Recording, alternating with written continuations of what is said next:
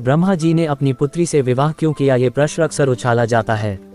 हिंदू धर्म को बदनाम करने के ऐसी ही अनगिनत कहानियां बनाकर सोशल मीडिया और कई वेबसाइट में डाल दी गई हैं। इन कहानियों का सिर्फ एक उद्देश्य है कि किसी तरह हिंदू धर्म को नीचा दिखाया जाए, जबकि सच्चाई ये है कि ब्रह्मा जी की कोई पुत्री नहीं थी और ना ही ब्रह्मा जी ने शादी की थी। जिन पुराणों को लेकर यह बात कही जाती है कि ब्रह्मा जी ने अपनी बेटी से शादी की थी, वो भी गलत है। सरस्वती पुराण का नाम लिया जाता है, जबकि ऐसा कोई पुराण नहीं है। दूसरा मत्स्य पुराण और शिव पुराण के श्लोक को लेकर भी ये बताया जाता है, लेकिन इन दोनों पुराणों में भी ऐसा कुछ नहीं लिखा है।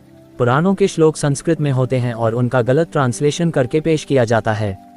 कई किताबों में भी दुर्भावनावश यही सब छाप दिया गया है। आइए जानते हैं पूरी सच्चाई। ब्रह्मा जी ने अपनी बेटी से शादी नहीं की थी। ब्रह्मा जी सृष्टि के रचयिता हैं, उन्होंने ही पूरी सृष्टि का निर्माण किया है। अब सृष्टि का निर्माण करने का अर्थ अपने पेट से सृष्टि पैदा करना नहीं होता। ब्रह्मा जी ने मनु का निर्माण किया और फिर उसका साथ देने और पृथ्वी पर मानव जीवन को आगे बढ़ाने के लिए शतरूपा का निर्माण किया। ध्यान दीजिए, निर्माण किया, ना कि किसी से शादी करके पैदा किया।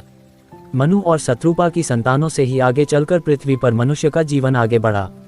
मनु और शतरूपा ब्रह्मा जी का निर्माण थे, ना कि पुत्र और पुत्री। इनका निर्माण पृथ्वी को बसाने के लिए किया गया था। बहुत से लोग शतरूपा को ही सरस्वती बोलते हैं। सारी गलतफहमी यही होती है और अधर्मी लोग इसी बात को बोलते हैं कि शतरूपा ब्रह्मा जी की बेटी थी, जबकि वो ब्रह्मा जी का निर्माण थी, बेटी नहीं।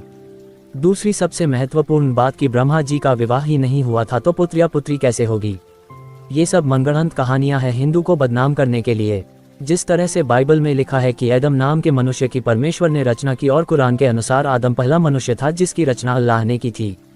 अब ये बताइए, इन सब की रचना की गई थी या पैदा किया गया था। इसी तरह ब्रह्मा जी ने रचना की थी, ना कि पैदा किया। अब आपको साफ समझ में आ गया होगा कि ब्रह्मा जी का कोई विवाह नहीं हुआ था और ना ही ब्रह्मा जी की कोई पुत्री थी। अब आते हैं अगले प्रश्न पर, जिसमें कहा जाता है कि ब्रह्मा जी ने सरस्वती जी से विवाह किया था। हमारे वेदों को ब्रह्मा और उसमें लिखे ज्ञान को सरस्वती कहा जाता है। ईश्वर यानी कि ब्रह्मा ने सबका निर्माण किया है और उससे ज्ञानी कोई नहीं हो सकता, और ज्ञान को ही सरस्वती कहते हैं। इसलिए ब्रह्मा जी और सरस्वती का नाम साथ में लिया जाता है। ब्रह्मा जी ने पूरी दुनिया का ज्ञान सरस्वती दिया, ना कि पैदा किया। ब्रह्मा जी जो कि खुद संसार को बनाने वाले हैं, उनको शादी की क्या जरूरत। यह सब कोरी अफवाह है जो हिंदू धर्म को बदनाम करने के लिए फैलाई जाती है। कई लोग मानते हैं कि ब्रह्मा जी की पत्नी का नाम विद्या था, जबकि ऐसा नहीं है। ब्रह्मा मतलब दुनिया के रचयिता, और जिसने दुनिया बनाई उसके पास बहुत ज्ञान या विद्या होगी। कई अज्ञानी लोगों ने इसको गलत तरीके से पेश किया।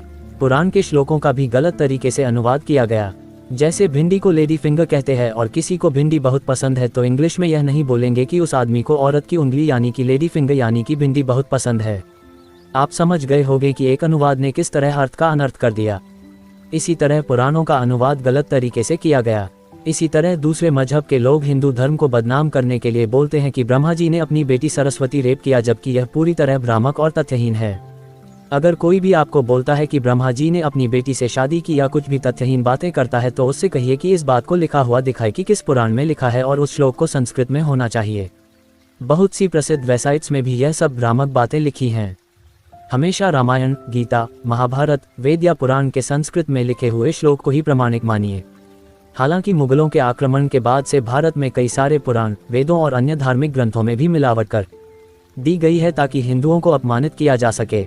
अगर आपको जानकारी अच्छी लगी तो चैनल को सब्सक्राइब करें, कमेंट में जय श्री कृष्णा लिखें।